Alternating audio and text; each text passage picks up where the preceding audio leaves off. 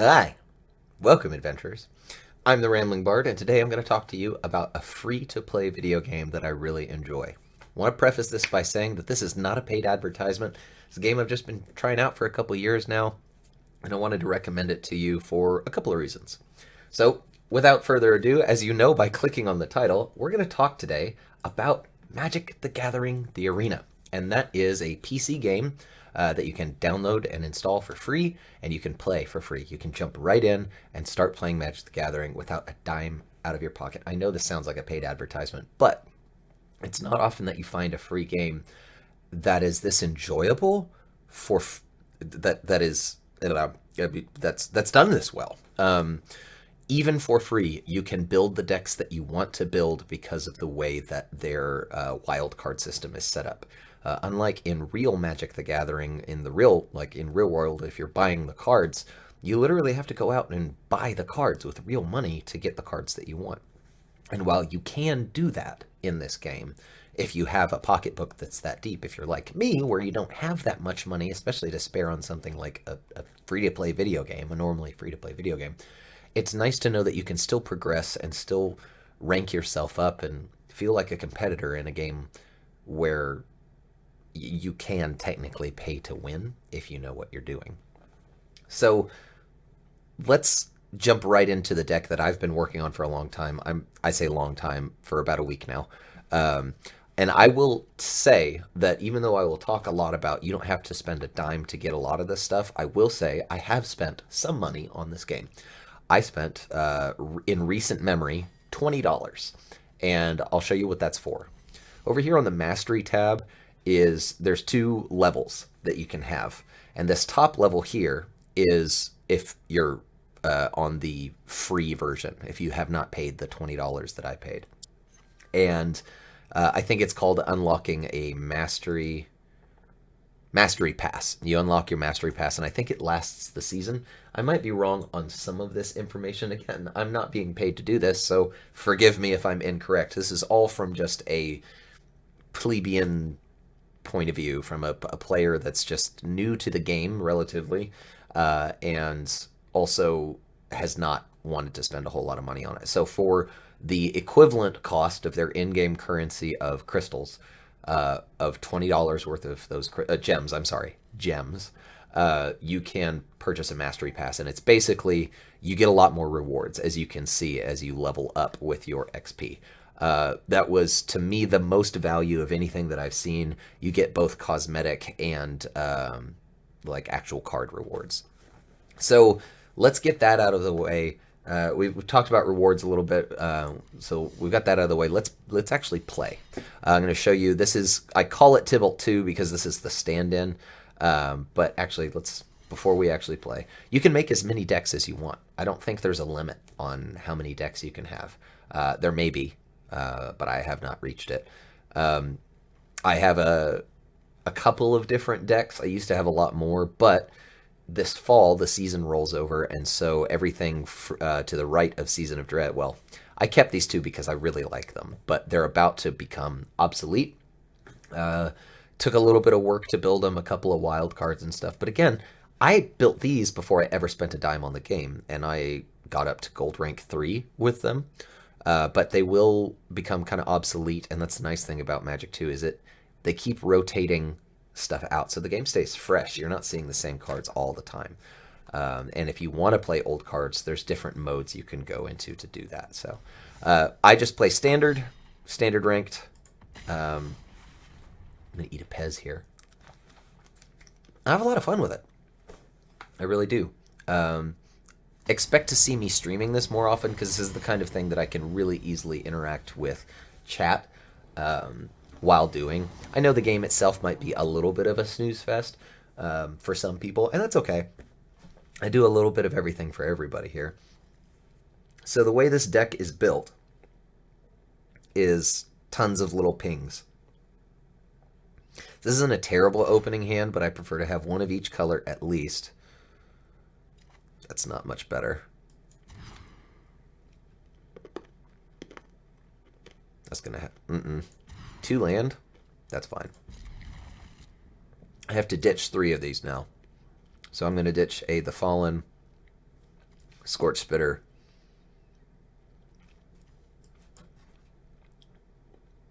And a mountain.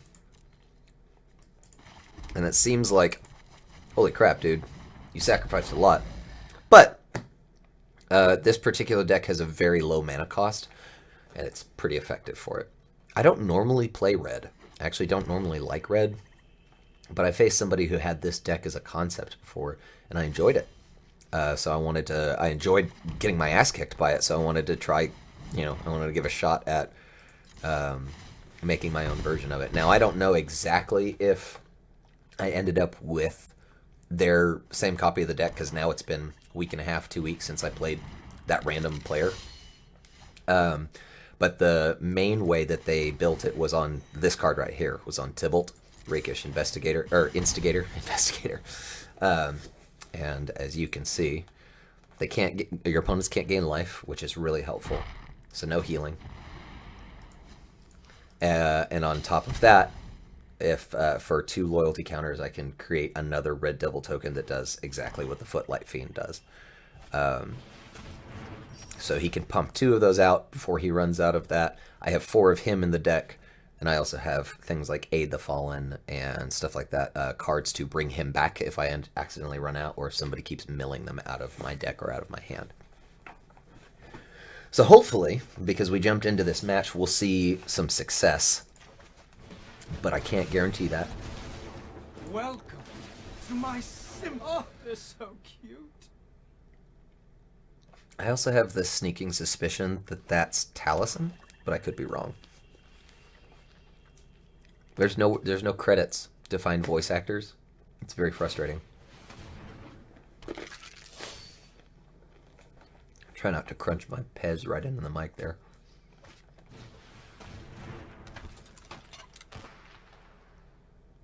Direfleet Poisoner. Okay.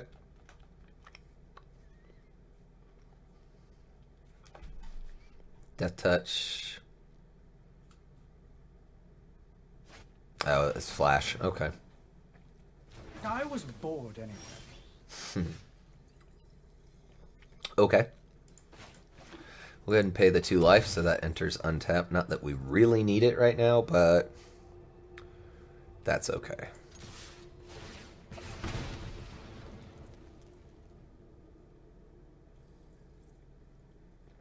Wait for him to decide how he's going to handle that. 1 damage to any target. We'll take the Direfleet Poisoner out.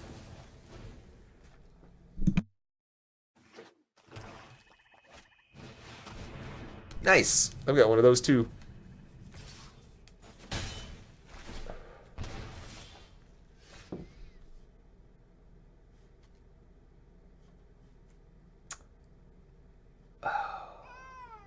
Rough. Yeah. It's one of the things that I got with the gems. The God Pharaoh statue, I forgot about the other bonus part. Spells your opponents cast, all of them cost 2 more. And at this rate, with this game, that's a really good counter for this deck.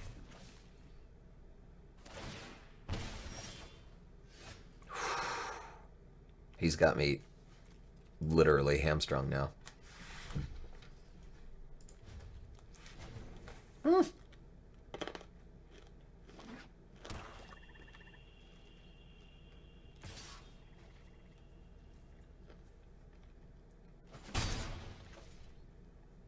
This is a taste of my own medicine kind of thing. Figures that should happen when I'm recording the Magic the Gathering video that I wanted to share with everybody. Ain't that just how it goes? Well, at least I can get Tybalt's Rager out. It's better than nothing. I would have preferred a land card so I can stick Tybalt back out there, but that's fine.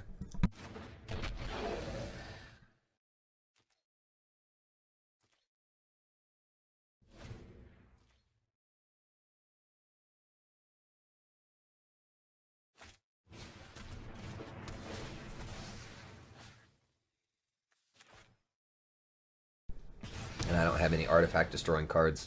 In the sideboard that I'm building for this, I'm going to. Because that's the long version intent, is to take this to traditional ranked, where you can have a sideboard, you face somebody more than once. Finally! You should be flattered I decided to talk. My assistants are painfully sloppy.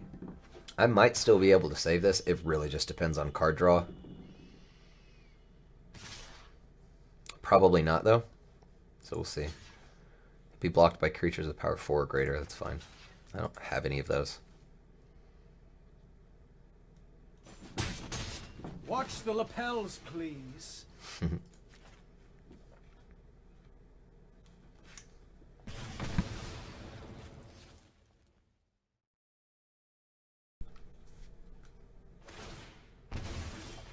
Yes, yes. Hey, cool. Alright, so we get us a devil. The more, the messy. Summon us another one. It's not fun and games until someone gets hurt. I adore an audience. Forgot to mute there, sorry.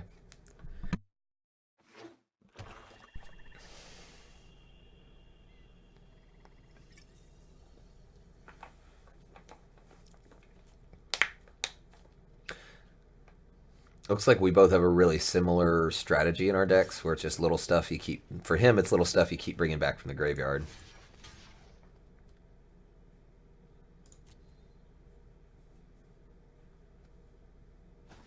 I'll just summon it again, I know, but...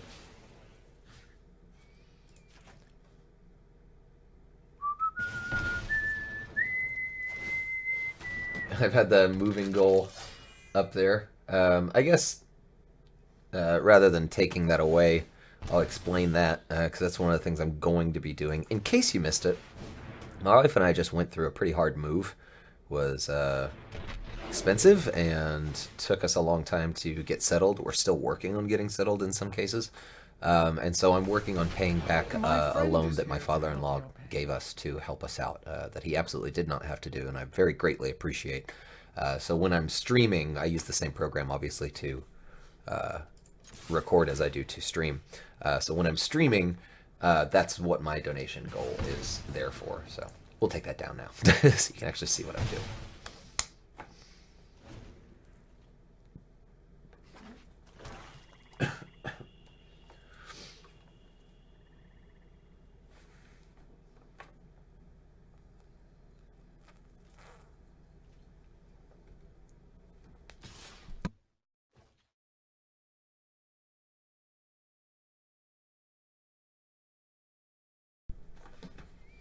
Seems really desperate to get rid of that one pointer. But at the same time, I'm thinking he's also just trying to get rid of my babbies. I guess I cracked first. I'll just leave them right where they are. That way I can attack with all three. Ha ha ha! You're fucked. Unless you've got a counter for that. Now, for every attacking creature that has 1 point, 2 points of damage automatically get dealt to him. So he's about to get 6 points of damage. If I had Jaya out, that would be 12, and he'd be done. So he'll take 6 from this, and then 3 more.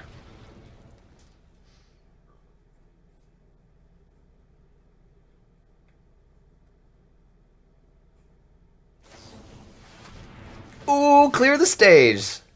Nice, okay.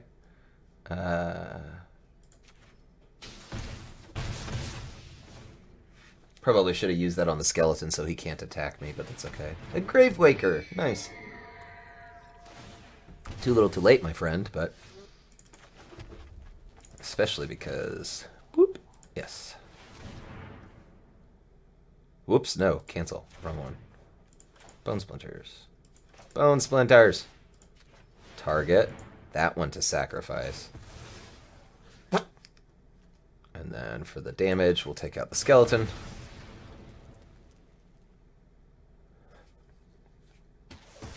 He'll probably concede, but if he's being nice, he'll let me finish.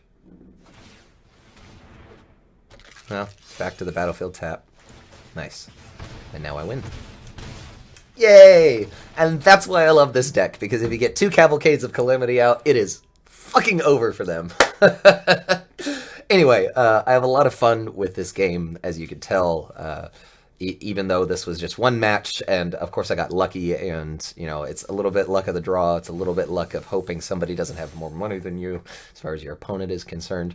But what I have found is that it's not terrible. You still don't feel, once you get a hang of building get the hang of building a tactic, I suppose, into a deck, a theme, if you will, then you'll start to see more and more success. So even if you're brand new to this, the one other thing that I wanted to mention, I'm long through it, so I could repeat it, I think. Let me see. Learn more. Good to see you again. Oh, nice. So there's actually online video resources, as you can see here. Yeah, start here. So those are online resources. They'll give you all sorts of guides to help you through on this. And even when you start out fresh, they guide you through to help build decks and to help you learn how the game works. So if you've never played Magic the Gathering before and you want to, but because it's 2019 and our economy is fucking terrible, you can't afford to actually like buy cards or whatever, go out and go download this for your computer. It might actually be for iPad, don't quote me on that. I've never actually tried to install it on any of our mobile devices, but I don't think it is. I genuinely think it's just for computer. But it doesn't take up a whole lot of room, it doesn't take a whole lot of processing power, to my knowledge. Just gotta have a decent internet connection, and then you can play against people online. I think that's gonna conclude this. Sorry, I know this is kind of a phoning it in gaming video, it's a real simple thing, but I wanted to talk about a few different things.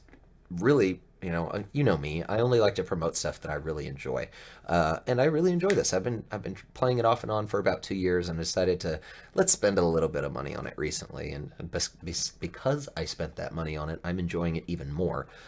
So I would encourage you to play the free version of it. Don't have to spend a dime if you don't want to, but there's lots of fun to be had in Magic the Gathering. So definitely check it out, adventurers. This has been a gaming video. This is a very late catching up because we're almost done with July as far as time is concerned, but as far as videos are concerned, we're finally done with June with this video. So stay tuned.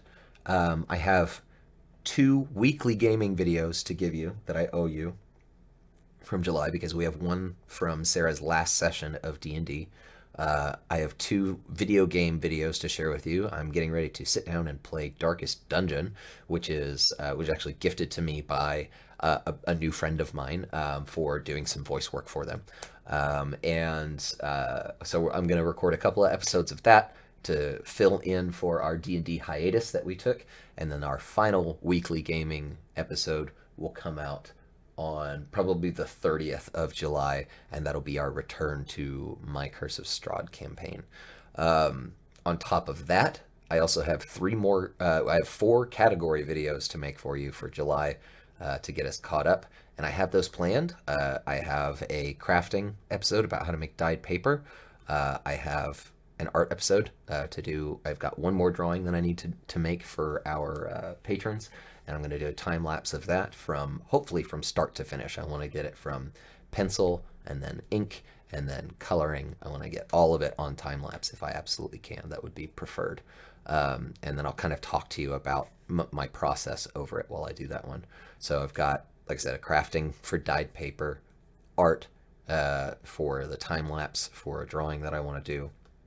I have a song or 2 planned, but I'm planning on doing at least a song video before the end of the month. And then a new category that I'm introducing, just something else that I can also do, is a category called Story Time. And that's literally just going to be me sitting here telling you a story about an interesting part of my life, or something that I feel is an important part of my life, because people feel that I tell stories pretty well. So, and I've always kind of been aiming toward doing so. So I'd like to tell you my real life stories and see what you think about them.